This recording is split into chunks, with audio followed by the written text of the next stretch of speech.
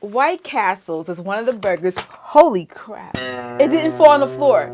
It actually fell on this. Ah!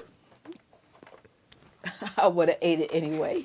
Get your White Castle burgers ready because we're about to make a Jackson family connection to this book.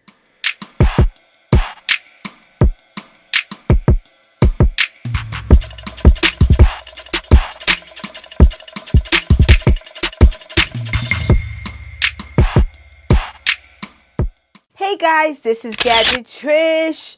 I talk about gadgets, minimalism, and of course, the Jackson family because you guys know how much I love them and their legacy. I'm just so excited to be talking about the Jackson family legacy 50 anniversary book.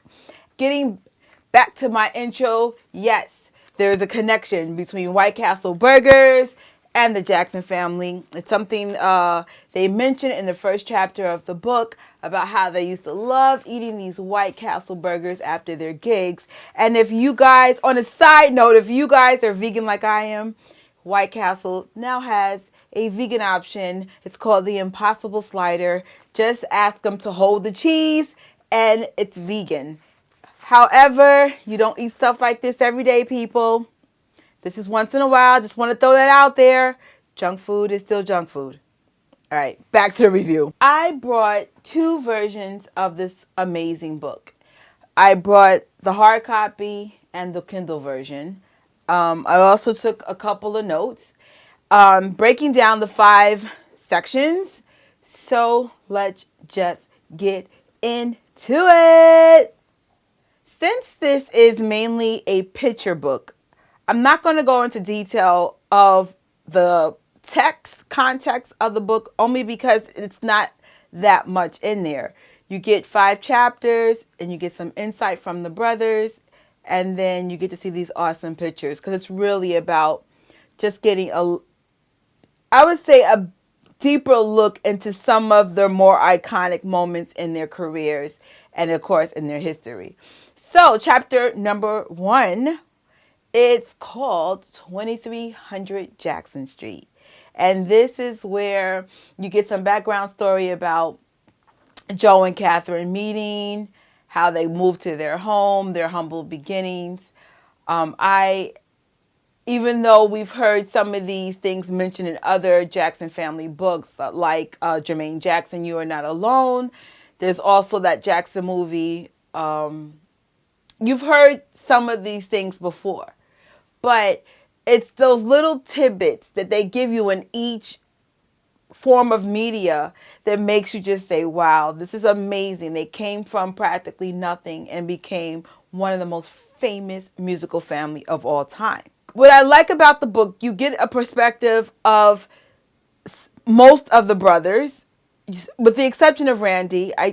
I wish we've heard something from Randy's perspective, but Jackie is the main perspective you're going to hear from. And that's probably because Jackie's the oldest.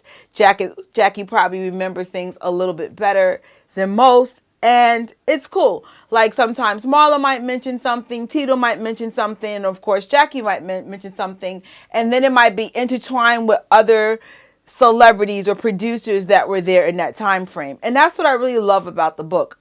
Then you go into chapter number 2, and that's of course the Motown years.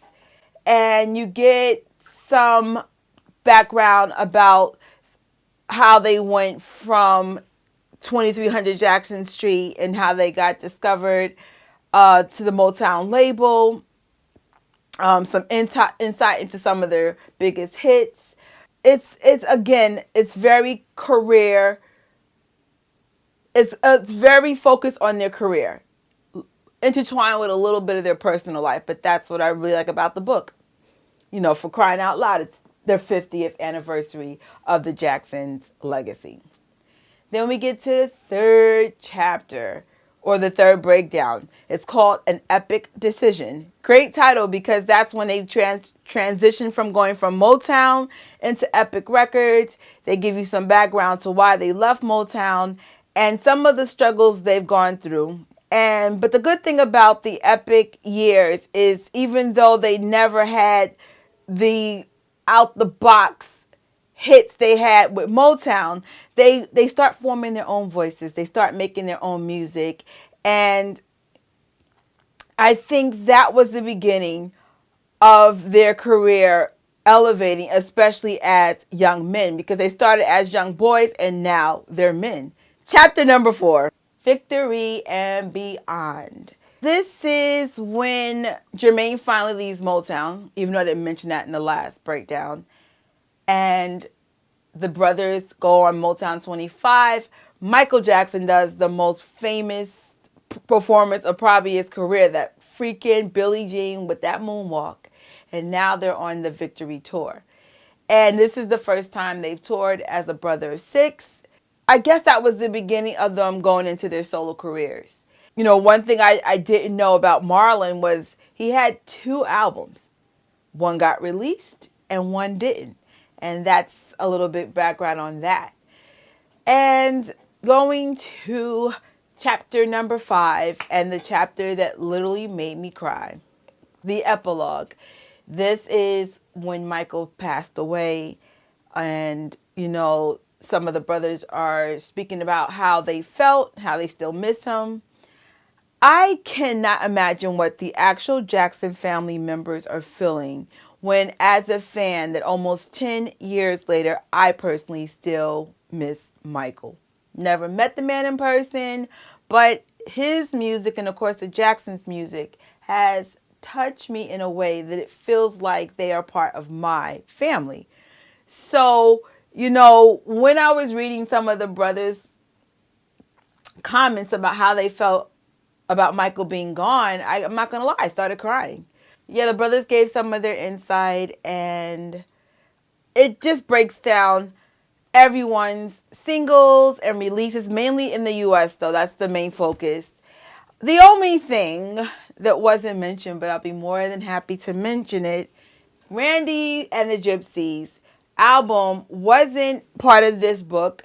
I believe it's because Randy was part of another group and didn't release it as a soloist. But I will mention it because I love this album and I kind of wish it was put in. Of course, I got you covered for suggested media if you want to dig deeper. Book-wise, Jermaine Jackson's You Are Not Alone. It definitely focuses on some of the background of the Jackson family. Michael Jackson's Moonwalker, also mentioned in this book. Katherine Jackson's My Family, the Jacksons, was mentioned as something that you might want to pick up. And as for video, the Jackson Family cartoons, the Motown 25, Jacksons, and American Dream. Even this was mentioned in the book, The Jacksons, The Family Dynasty. I would highly recommend getting a hard copy and a Kindle version. Now, the old me would have gotten 2 hard copies, but I'm trying to downsize the clutter in my house. So I read it on this version, and this one is put away in a nice plastic thing. I will say this, though. The experience of seeing the pictures is better on a hard copy. I will say that. But if you are like myself, you're running out of space and you're just like, then just get the Kindle version. But honestly, I would just get a Kindle version and also a hard copy version so that you could see all that awesome gloriness. Is this a word, gloriness? I can't. All right, guys, and until my next host, Gadget Trish is out. Bye. Get your White Castle burgers. Oh, wait. Get your White Castle burgers ready. Wow. Is it going to be one of those nights? So let's get into the first breakdown.